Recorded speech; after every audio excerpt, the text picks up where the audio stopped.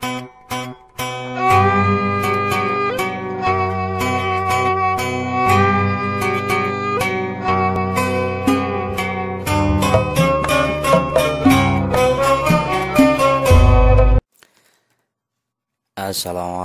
warahmatullahi wabarakatuh. Sampurasun dulur ti lembur baraya ti kota. Tepang deui dina channel Api Hendy Official. Dina dangat ayeuna urang medar perkawis carita pantun kitu tah. Nah, pantun atau cerita pantun mangrupakeun hiji seni pintonan carita pitutur atana pilisan sastra Sunda kuno bari ditembangkeun sarta dipirig ku kacapi. Pantun dipidangkeun ku saurang juru pantun nu oge biasana mainkeun kacapi kitu tah. Nah, sajarahna pantun mangrupakeun hiji wanda seni nu kawilang geus kolot. Carita pantun asalna ti Jawa. Kira-kira kesenian ieu geus aya samemeh abad ke-15 Masehi nya kitu tah. Nandakeun yen budaya seni Sunda ngembang saprak ti heula basa kitu tah. Catatan pangkolot nanu nyebutkeun ngeunaan pantun aya dina naskah Sunda kuno. Nyaeta Sang Hyang Siksa Kandaeng Karesian kitu tah.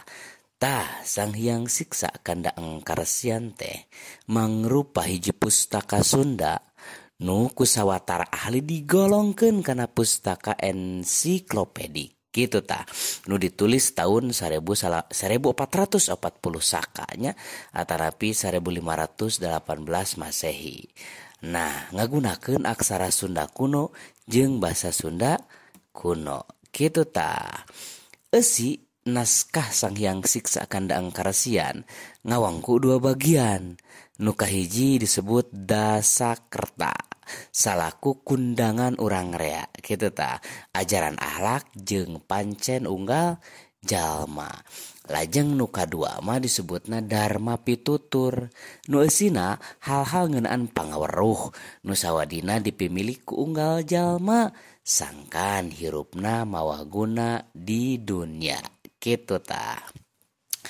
Anu ngahaleuangkeun ngeunaan carita pantun Langgalarang, Banyak Catra jeung Siliwangi nu dipidangkeun ku prepantun atanapi juru pantun teh kitu. Pantun oge kawilang kuno nyaeta pantun Bogor. Jadi aya pantun anu kawilang buhun kitu tah. Nyaeta pantun Bogor nu dicaritakeun ku Ki Buyut Rambeng kitu tah. Kamakaran seni pantun salajengna dicirikeun ku nambahanana carita-carita pantun nu ajena dianggap luhung gitu tah. Anu nilaina dianggap luhung gitu maksudna mah. Kayaning carita Lutung Kasarung, Ciung Wanara, Munding Layakusuma, Dengdeng Pati Jaya Perang, Ratu Bungsu Kamajaya, Sumur Bandung, Demung Kalagan jeung sajabana gitu tah.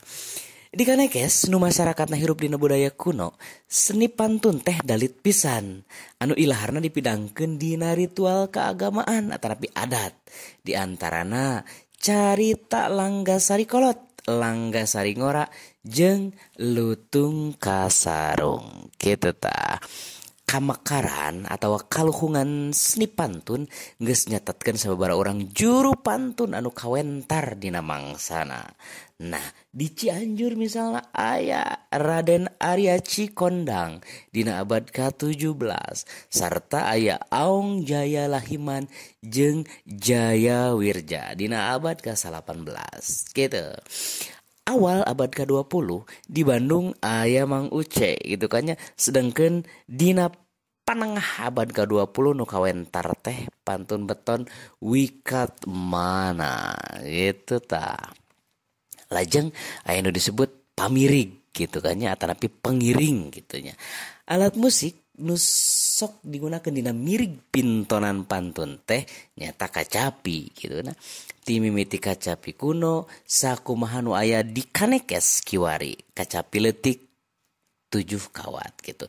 Lajeng aya kacapi gelungnya eta tembang sarua jeung nusok dipake dina tembang Cianjuran. Jadi kacapi gelung mah oge biasa diangge dina tembang Cianjuran. Nepi ka kacapi siter, nepi kacapi Jawa itu kan nya. Tah, anapun laras atanapi tangga nada nu dipake mirip carita pantun nyaeta laras pelog. Tapi loba oge nu make laras salendro. Kitu tah. Lajeng seni pantun dipidangkeun dina dua bentuk. Nu kahiji pikeun hiburan jeung nu kadua pikeun ritual kitu tah. Dina pidangan hiburan nu sok dicaritakeun teh gumantung ka carita nu dikawasa ku juru pantun atawa gumantung nu nanggap kitu tah. Sedengkeun pikeun ritual misalna ruwatan caritana sarua jeung dina pintonan wayang kaya Ning Batara Kala, Kamasalah atawa Murwa Kala. Pintonan pantun biasanya dipidangkeun kira-kira jam 2 nepi ka jam 5 nya nepi ka subuh gitunya. Raja dina pintonan ruwatan leuwih panjang sarta katembong sakral batan dina pintonan hiburan. Nu ilaharna dipintonkeunana teh kira-kira jam 8 wengi dugi ka tabuh 4 gitu. Nah jadi dipidangkeun pikeun tujuan hiburan, pantun teu bisa kitu wae ditanggap.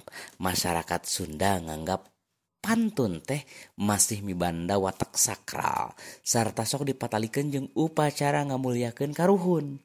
Ku kituna pintonan pantun biasana sok dibeungkeut dina struktur pintonan baku nu caritana museur kana kahirupan raja-raja Sunda atau carita masyarakat Sunda.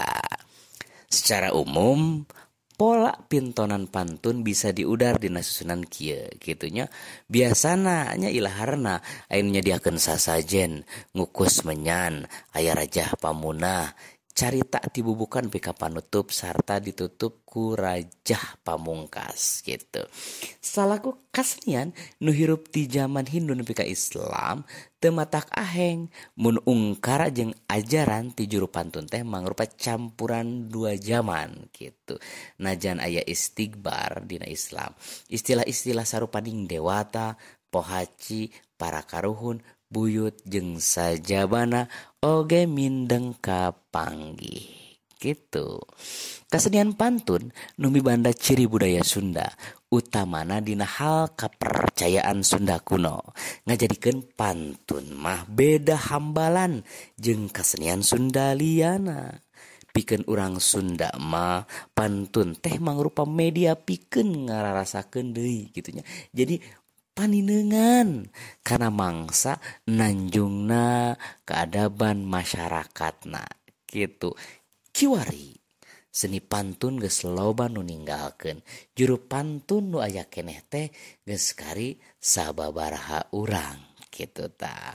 Matak pancen urang ngamumule carita pantun gitu. Umumna runtuyan carita pantun teu lair beda dimimitian jeung Raja Pamuka tuluy nyaritakeun prolog sarta ngadadarkeun karajaan sarta asal usul inohong utamana gitu tah. Saenggeus eta carita dimimitian nepi ka akhir carita anu ditutup ku Raja Pamunah. Inohong anu diperankeun dina carita pantun mangrupa inohong anu beda jeung kasenian sejena. Kawas wayang atawa wawacan kitu tah. Alatan inohong dina carita pantun anu mangrupa manifestasi jiwa Sunda kuno anu nembongkeun jiwa sarta kepercayaan masyarakat Sunda. Dina carita pantun kagambar eces filsafat sarta kepercayaan nenek moyang gitu tah masyarakat Sunda anu hirup dina mangsa atanapi di alam agraris gitu tah. Ieu contohnya carita pantun Raden Tanjung tah kita. Nah, ieu daftar carita pantun gitunya atanapi judul-judul carita pantun gitunya aya ciung wanara, lutung kasarung, aya munding laya di kusuma, aya Arya munding jamparing, banyak catra, badak sangora, badak singa, bima wayang, burung baok, buyut orenyeng, dalima wayang, demung kalagan, jeung rea-rea deui nya kitu tah. Alah Arisono manataku nanging urang cekapkeun heula pedaran perkawis carita pantun dina danget ayeuna. Tepang di dina pedaran-pedaran nu sejena Cagah.